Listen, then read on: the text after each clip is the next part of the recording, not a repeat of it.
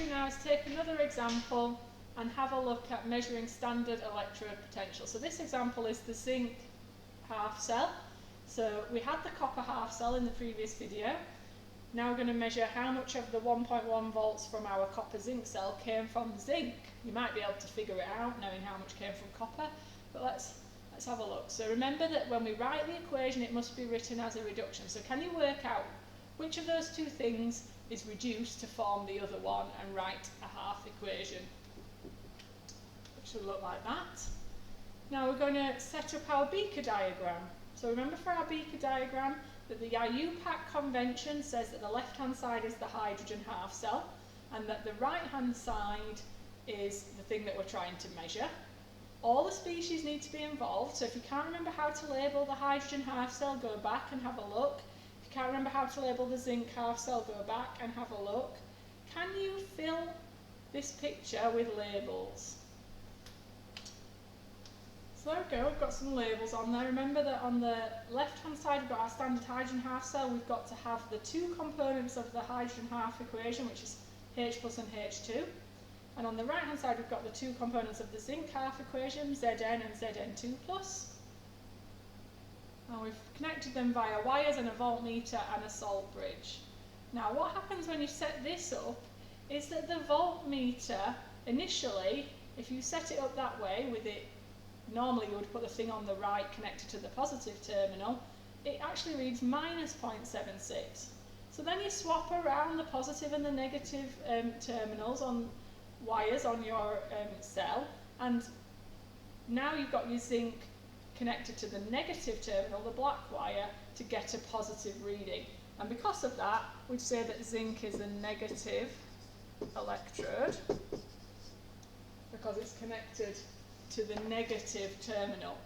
The voltmeter is reading plus 0.76, but because zinc is on the negative terminal, it's comparative to hydrogen minus 0.76. It's not 0.76 because it's less than hydrogen, because hydrogen is the positive terminal.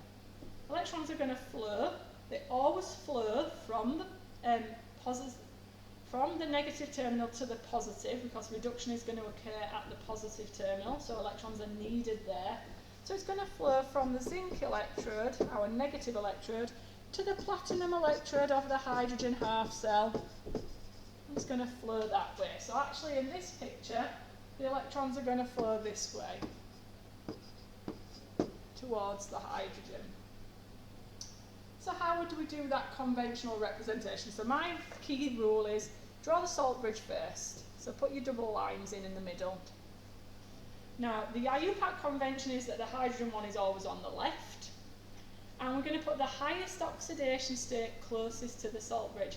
So remember that in our hydrogen beaker we've got H plus or H2. So what's the highest oxidation state of those two? Well, it's actually H plus, because that's plus 1. And then we've got H2. Now are these two things in the same physical state? Well, hydrogen ions are AQ and H2 is a gas, so we're going to put a single vertical line between the two. Okay, so it looks alright, they're the two species. I can go to the other side now, and I can put in the highest oxidation state closest to the salt bridge out of zinc and zinc 2+. So I'm going to put in zinc 2+. And then I've got zinc. Are they the same physical state? No, so I'm going to put a solid line between them.